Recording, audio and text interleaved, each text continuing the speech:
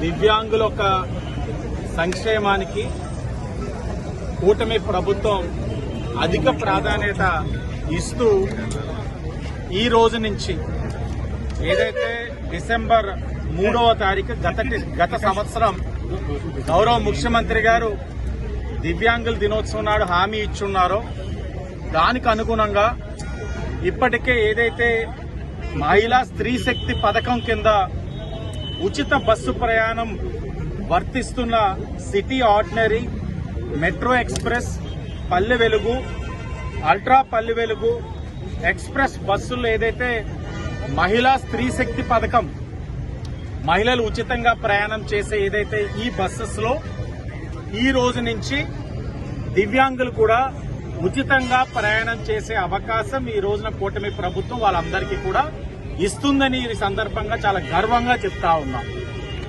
మనం గమనించవచ్చు, దివ్యాంగుల యొక్క ప్రయాణం చాలా ఇబ్బందికరం. అలాగే వారు ఒక్కరే ప్రయాణం చేయలేరు, వారితో పాటు ఎవరో ఒకరు అటెండర్స్ కూడా వారికి తోడుగా వచ్చే పరిస్థితి.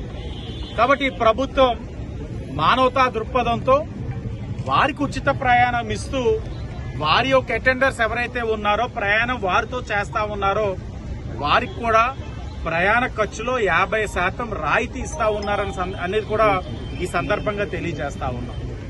ఇవన్నీ కూడా ప్రభుత్వం యొక్క చిత్తశుద్ధికి నిదర్శనం. మేము ముందు నుంచి చెప్తానే ఉన్నాం, సంక్షేమ కార్యక్రమాలు కొన్ని ఇచ్చిన హామీలు, కొన్ని ఇవ్వని హామీలు ఒక్కొక్కటిగా నెరవేర్చుకుంటూ ఆర్థిక పరమైన ఎన్ని సమస్యలున్నా అధిగమించుకుంటూ ఈ రోజుని రాష్ట్రం ముందుకు తీసుకెళ్తా ఉంది. మీరు గమనించవచ్చు, వారికి ఇచ్చే పెన్షన్ 6,000, కంప్లీట్ డిజేబిలిటీ అయితే 15,000. అలాగే ఈ పథకం అమలు ఏదైతే ఉందో వారికి అర్హత కలిగిన వారు ఎవరంటే 40% పైన డిజేబిలిటీ కలిగిన వారికి అర్హత ఉంది. ఓ పక్కన పెన్షన్ రూపంలోని వాళ్ళు ఆదుకుంటున్నాం, మరో పక్కన ఉచిత బస్సు ప్రయాణంలో ఆదుకుంటా ఉన్నాం. అన్ని విధాలుగా ఇంకో పక్కన వాళ్ళకి ప్రభుత్వం నుంచి వాళ్ళకి ప్రోత్సాహాలు ఇచ్చే విధంగా లోన్లు కూడా ఇప్పిస్తా ఉన్నాం. అలాగే అతి దగ్గరలో వాళ్ళకి ఎలక్ట్రికల్ వెహికల్స్ కూడా ఇస్తా ఉన్నాం దివ్యాంగులకి.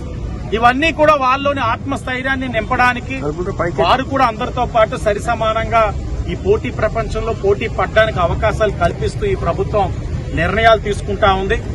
గొప్ప ఆలోచన.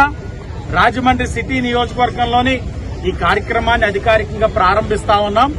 ప్రారంభించి వారితోటి కూటమి నాయకులందరూ, శాసనసభ్యుడిగా నేను, బీజేపీ, జనసేన నాయకులందరం కూడా వారితో ప్రయాణం చేసి ఏదైతే నా ఇంటి దగ్గరే ఎవరైతే ప్రయాణం చేశారో వాళ్ళందరికీ కూడా భోజనాలు ఏర్పాటు కూడా చేసి వారితోటి భోజనం చేసే కార్యక్రమం కూడా ఈ రోజున చేయబోతా ఉన్నాం.